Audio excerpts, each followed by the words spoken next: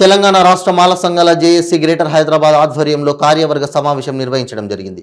ఈ కార్యక్రమంలో గ్రేటర్ హైదరాబాద్ మాల JAC chairman Uttam Suman మాట్లాడుతూ తెలంగాణలో బీఆర్ఎస్ పార్టీ ఏర్పడి 10 సంవత్సరాలు గడుస్తున్న ప్రభుత్వం చేపట్టిన సంక్షేమ కార్యక్రమంలో భాగంగా 24 గంటల నిరంతర విద్యుత్ సరఫరా, ఉచిత మంటినీటి సరఫరా, దళిత బంధు, కళ్యాణ లక్ష్మి, డబుల్ బెడ్రూమ్ ఇలాంటి ఎన్నో కార్యక్రమాలు చేపడుతుందని, అందుకే హైదరాబాద్ జిల్లా మాల జేఏసీ బీఆర్ఎస్ ప్రభుత్వానికి మద్దతు పలుకుతున్నాయని అన్నారు.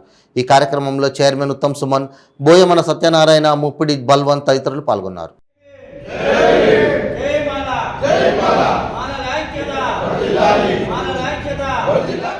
గ్రేటర్ హైదరాబాద్ మాలల జేఏసీ చైర్మన్ని మేము గ్రేటర్ హైదరాబాద్ మాలల జేఏసీ మా కార్యవర్గ సభ్యులం అందరం కూడా బీఆర్ఎస్ పార్టీకి ఏకగ్రీవంగా మద్దతు తెలుపుతున్నాము.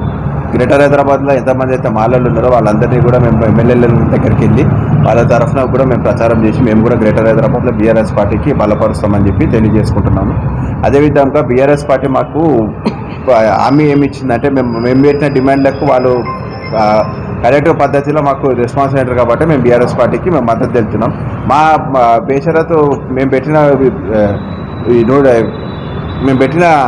ఇదేంటి ప్రతిపాదనలు ఏంటంటే ఫస్ట్ భాగ్యరెడ్డి వర్మది విగ్రహం, కాంచి విగ్రహం ఒకటి, అదేవిధంగా మాలల భవన్ ఒకటి, అదేవిధంగా అంబేద్కర్ ఇన్వేషన్ ఒకటి, ఇంకోటి దళిత బదుల సామాన్య వాటా మాలలకు కూడా చెందాలని చెప్పేసి మేము బీఆర్ఎస్ పార్టీకి కోరడం జరిగింది. వాళ్ళు కూడా మాకు సానుకూలంగా రెస్పాన్స్ అయ్యి మద్దతు మేము చేస్తాము, మీకు కూడా ప్రభుత్వం వస్తాయి అని చెప్పేసి తెలియజేశారు.